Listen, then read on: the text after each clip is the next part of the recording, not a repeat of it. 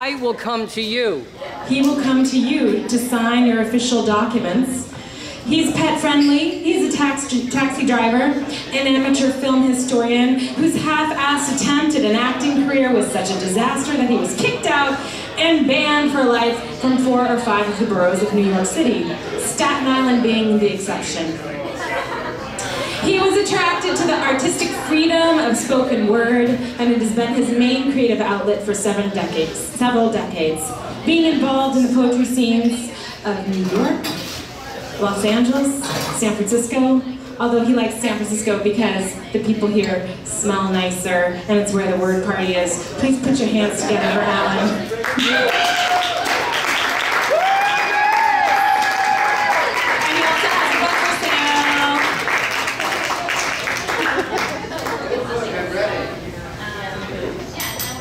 Jordy read it and he has a master's degree. Self-promotion.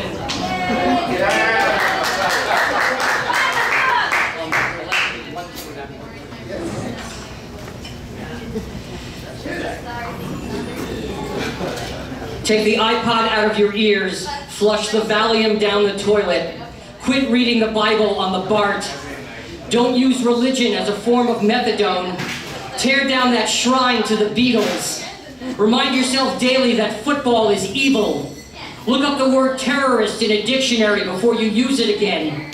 Think for yourself and at least one other person. Stop pretending that you don't watch television.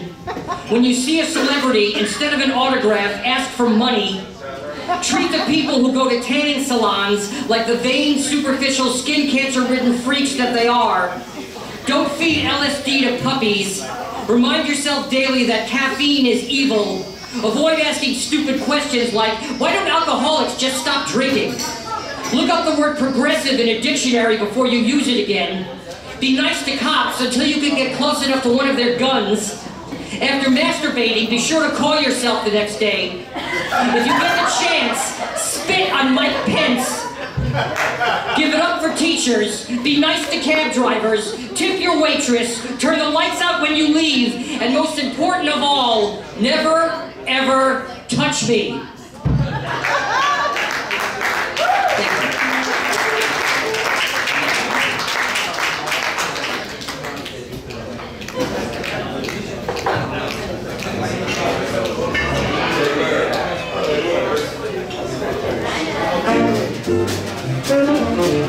I dwell in the lower echelons of the human experience. An honorary eunuch who has daily disagreements with reality and who can't shake the feeling that he should go to more funerals. A coward with a bad temper, forming tentative relationships with very old souls who spend their days giggling into a void. Sometimes scarily upbeat, sometimes acceptably detached, sometimes contentiously agreeable. I want only to swim in a vertical ocean and to unionize all of the losers. Instead, I plunged headlong into the nightmarish minutiae of sanctimonious traffic jams and holy day ruthlessness, and exuberantly Pavlovian stick figures, and smirking millionaires who brag about how the only 2 organizations they belong to are their church and the NRA. I raced past the shit-colored street signs and down the roadkill-infested highways of America, marveling at the folksy bumper sticker wisdom of phrases like, guns make people more polite.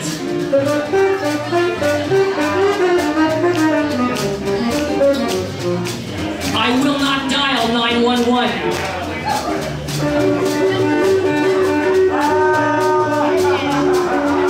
And save a cow, eat a vegetarian.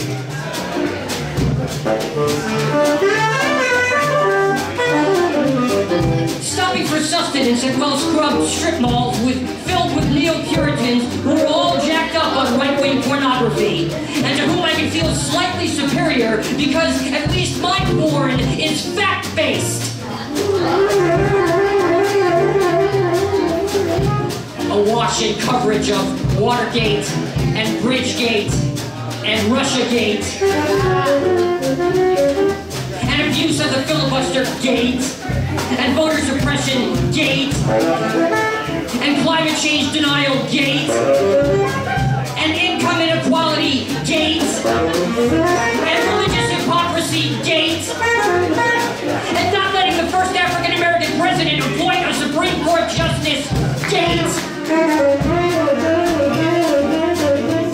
and hopefully someday a scandal involving a gate so that it can be called Gate. Because I think that would be really funny. And cheerful pessimism is just about all that I have left. Thank you.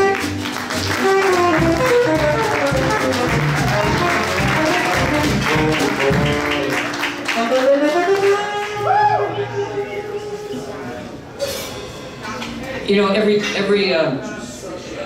feature, every poet pretty much who comes up here says that same thing about how great is this band? Let's give a hand for the band. And I was trying to think of some like unique way of saying it, but I can't. It's just they're just so great.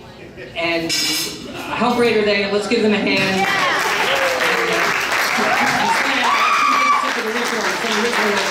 You guys are awesome. Thank you.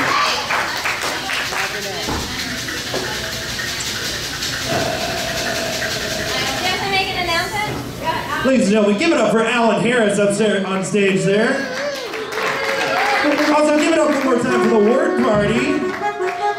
If you guys are here for the 8 p.m. showing of Killing My Lobster's Acting 1 Showcase show, that house is open. Once again, the 8 p.m. showing of Killing My Lobster's Acting 1 Showcase, that house is open. So grab a drink and head on into our main stage. It will begin in a couple of minutes. And in the meantime, give it up one more time for the Word Party.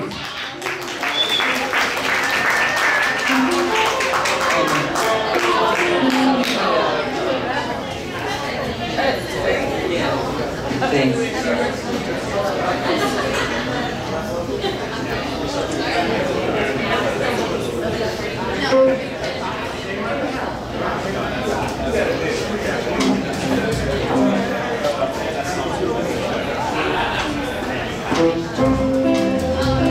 I am right now experiencing a sadness so deep, so profound, bottomless and all-encompassing, of such magnitude and intensity that I am physically ill. Oh yeah, I'm gonna hurl. And I'm gonna hurl with such force and velocity that it will spew forth, travel the length of the room, and spray all over you people sitting in the back. And it will be vomit that is the result of the sadness that is so intense that the vomit itself will become a person. And as I am now completely paralyzed by this sadness which has overtaken me, then this person, composed entirely of my vomit, will become my vomit alter ego, my vomit doppelganger. And he will take over my life. He will perform my daily routine. He will drive my car. He will work at my job. He will pine for my ex-girlfriends. And he will be better at it than I am, despite his handicap of having an all-vomit composition. My friends will love him. My family will respect him. My boss will promote him. My ex-girlfriends will want to date him. He will be charming and fun and graceful. And upchuck Fred Astaire.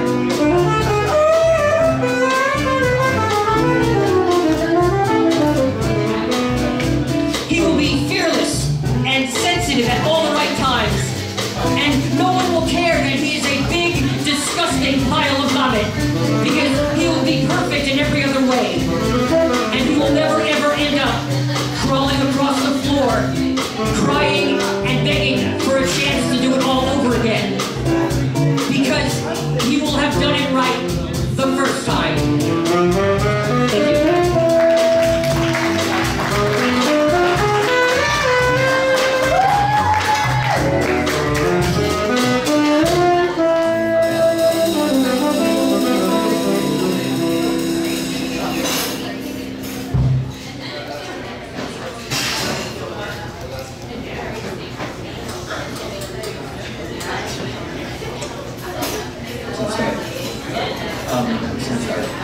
Yeah.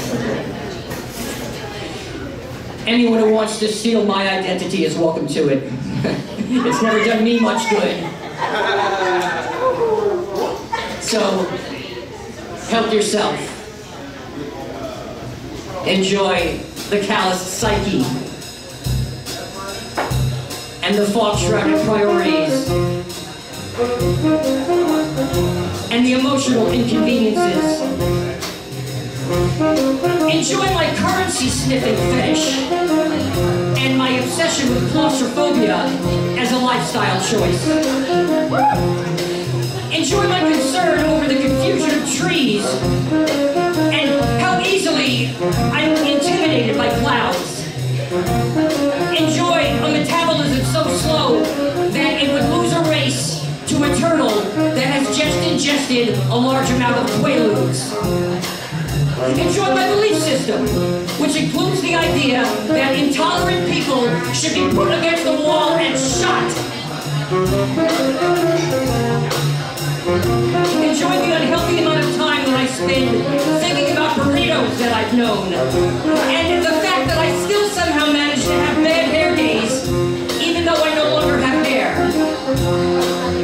Enjoy the industrial strength envy I experience every day of semi-bearded, energy drink addled, information overdosing, nickname bestowing, tech industry employment seeking, piercing laden, device obsessed, app happy, glibness spouting, tweet spewing pseudo people whose lives are so much better than mine, and who live in big houses with tennis courts and swimming pools and a heliport and a panic room and a time machine and a living mime and diamond-studded toilet seats that hurt like hell when you sit on them but make a great status symbol. And enjoy my inability to shake the feeling that there is no afterlife and that we are all just finite, compostable, biological entities that one day, for one reason or another, just cease to function. But, although, on the other hand, you can also enjoy the fondness that I have for looking at satellites and for getting lost in the joy of an unexpected cartwheel and for taking the time to stop and smell the weirdness and for taking the time to thank a vagina for its service and for the tiny kernel of hope I possess that there is indeed a place called heaven where the hours may be irregular, but the food is always excellent. Thank you.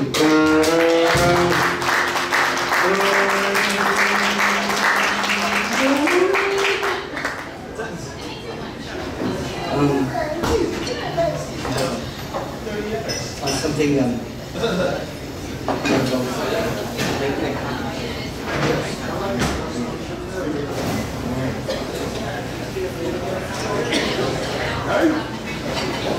it like, jeez,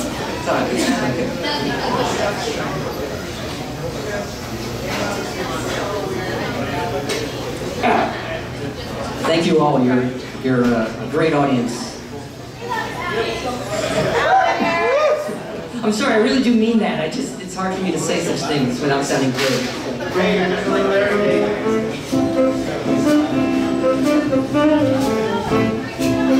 At night, I curl up next to memories of a smile that you could pay the rent with.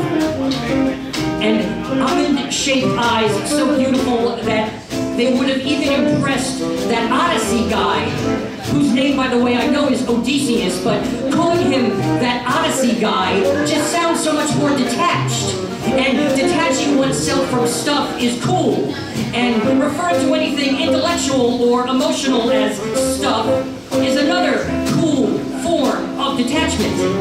And I want to be cool and detached. I want to be self-consciously, ironically, retro. I want to do the air quotes thing every time I take a breath. I want to make jokes about my own death. I want to laugh at you when you insult me. I want to mock you in subtle ways and make you cry. I want to stop pretending that my cowardice is actually pacifism while secretly wishing that I was 6 feet 2 so that I could beat the shit out of every jock that I've ever met. And I want to stop being so uncomfortable in my own skin that I could feel out of place in a room full of clones of myself. Self-conscious about the fact that I was the only one who wasn't a clone. Wary of the one clone who would inevitably appear to try and turn all of the other clones against me by pointing at me and saying, "You see that guy over there? He's real! Isn't that disgusting?"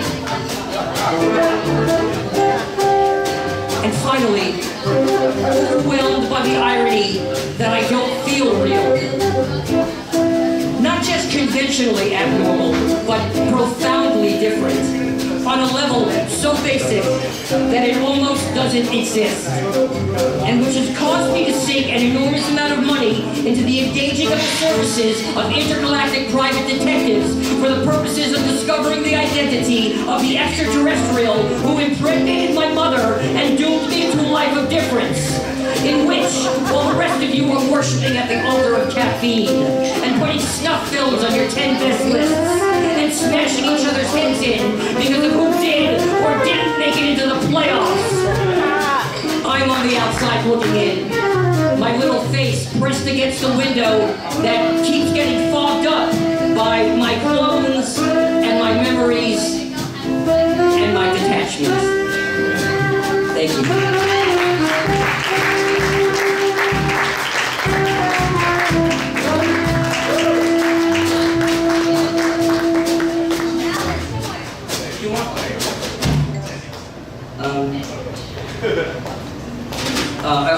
I've been told I can do 2 more.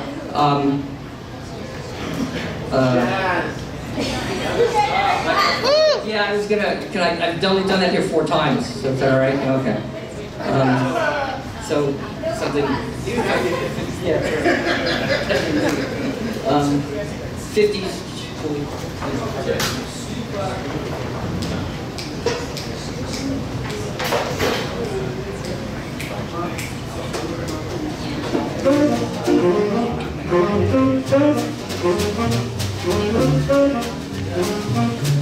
I'm listening to jazz right now.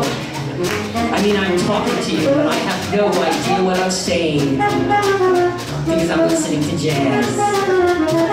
I mean, I could be talking total nonsense to you right now, like sentences with zip codes in place of the verbs, or the names of Academy Award winners spelled backwards, or the Bill of Rights with the phrase antimicrobial bathroom cleanser inserted after every few words. I have no idea what I'm saying because I'm listening to jazz.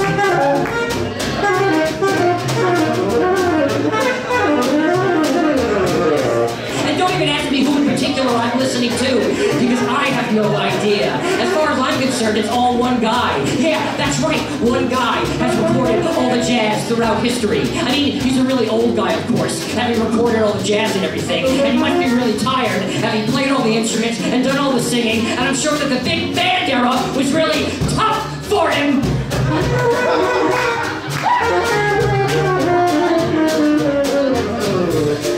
But it all comes from him. A guy named Jazz. A cat named Jazz. Yeah, that's who I'm listening to right now. And he is an eloquent orator, Mr. Jazz is. And I don't listen to anyone else. And you should listen to him too. And you know why? Well, you know all that other music like funk and punk and grunge and electronica and rockabilly and salsa and reggae and polka and gospel and soul and Irish folk and Delta blues and Chicago blues and overproduced mainstream country and western. Well, all that other music is done by a bunch of different people. Sometimes 5 or 6 people at a time. But not jazz. You see, all jazz is done by one guy. Leslie Jazz. Or Osgood Jazz, or Preston Jazz, or Archie Jazz, or... Yeah, I'm not really sure what his first name is, but his last name is definitely Jazz. Yeah. And this Mr. Jazz person rocks.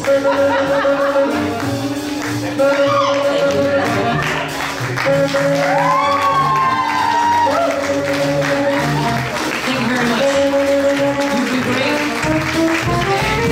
great. It doesn't need to be said anymore. I need to say it anyway. This band is excellent. Thank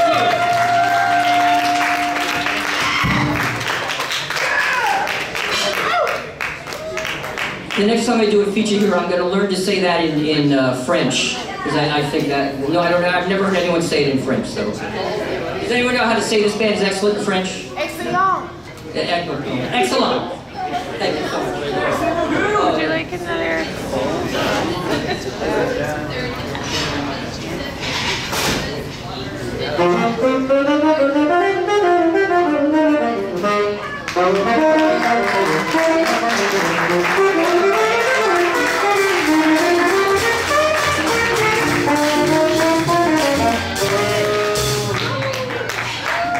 Put your hands together one more time for our incredible feature, Alan Harris.